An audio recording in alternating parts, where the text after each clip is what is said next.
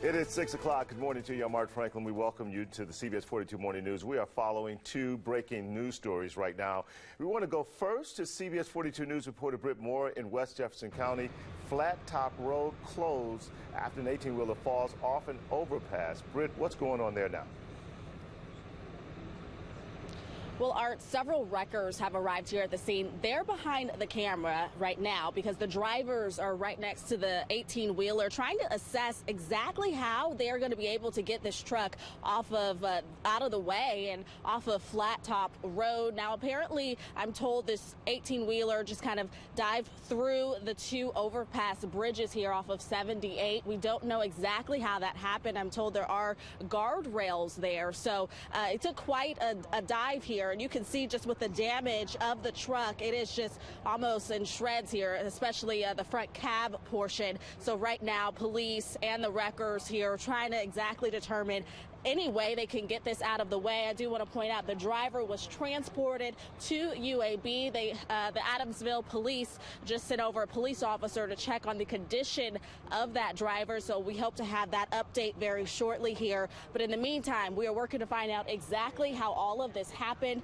and when this road, Flat Top Road, will reopen. But I'm told it will likely be several hours. We'll keep you updated here on CBS 42. For now, live in Graysville this morning. Britt Moore, CBS 42 News, local coverage you can count on.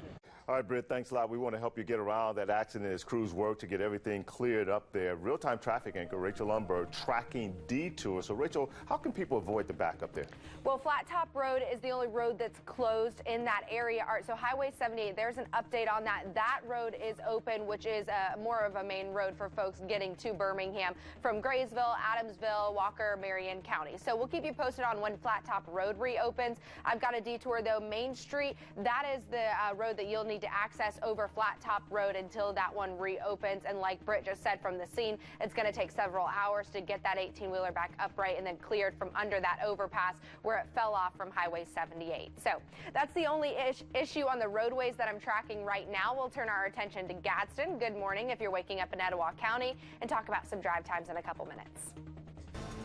All right, Rachel, thanks a lot. 6:02, also breaking overnight. Birmingham police investigating a shooting. One man shot on Pulaski Street. CBS 42 News reporter Matt Fernandez joining us now from police headquarters. Matt, what have you learned there? Yeah, good morning, Art. We're still working to get some information from investigators, but what they can tell me right now, a man in his 40s was shot in the stomach. I spoke with the victim's uncle. He tells me the shooting happened outside of his home. The victim's uncle tells me he was sleeping, heard a gunshot, and then called 911.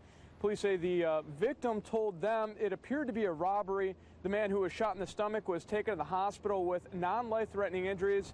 Now, if you have any information about this case as the suspect remains on the loose, you're asked to call police. Reporting live in Birmingham, Matt Fernandez, CBS 42 News, local coverage you can count on. Live look right now in Tuscaloosa, where Brian Denny is just blaring right now, getting ready for the game tomorrow against Ole Miss in T-Town. Your football forecast is coming up. Right now it is 65 degrees in Tuscaloosa, 63 in Birmingham, 67 is the warm spot in Anniston. Not a cloud to be found this afternoon. A lot of sunshine will warm us up to the mid-80s by this afternoon, 85 by 2 o'clock in Tuscaloosa. Your football forecast is coming up.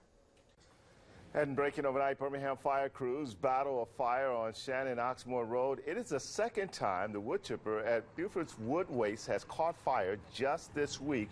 Investigators say someone passing by caught in that fire on Wednesday morning. That fire is under investigation. And this morning, the Trump administration pushing back against critics of the federal response to relief efforts in Puerto Rico. Hurricane Maria devastated the island more than a week ago, and critical supplies still aren't getting through. U.S. Marines are busy clearing debris from blocked roads, but there aren't enough truck drivers to deliver all the supplies to the residents. New this morning, a Birmingham man who still has his family on the island tells us he's been able to talk to them, but he's still very concerned. Gabriel Marrero was born and raised in Puerto Rico, now owns a restaurant here in Birmingham. His mother, grandmother, and other relatives still live on the island. Now, he says it took him 4 days after Hurricane Maria to get in touch with his mother. Her home's okay, but they still don't have power. His grandmother's home destroyed. Now she's staying with his mother while friends and other family members are in shelters. Marrero says their local grocery store has some food, but he's worried. Even though supermarkets have some food left, if you don't got cash, you can't buy food because there's no ATM systems, there's no power. And so my concern is about my family being able to have cash to go buy food at the supermarket. And the fact that if that's my family, who was a little bit more prepared than the usual family, what are the other families going to do when they feel like, you know, we're running out of food? Now, Marrero says that he plans to take in some family members when they can get out of Puerto Rico, but his mother and grandmother plan on staying there. Happening today, a 27-year-old man who died after an assault in Tuscaloosa will be laid to rest. David Milligan was severely beaten early Sunday morning. Investigators say that Milligan and a friend had left a downtown bar when Leslie Kelly confronted and assaulted Milligan. We spoke with Milligan's wife, Emily, before his visitation yesterday. It was the most worst and unimaginable thing that somebody would ever have to go through, and I don't know why somebody could be that evil and that cruel. Well, Milligan's funeral is today at 2. It's at the Nelson Funeral Home in Fayette. Happening today, several Alabama mayors will come together to support bringing Amazon to Birmingham. Mayor William Bell, Tuscaloosa Mayor Walt Maddox, and others will talk about why the company should choose the Magic City for its second headquarters location. Today's press conference will be in front of the Amazon Prime box outside the Pizitz building at 10:30.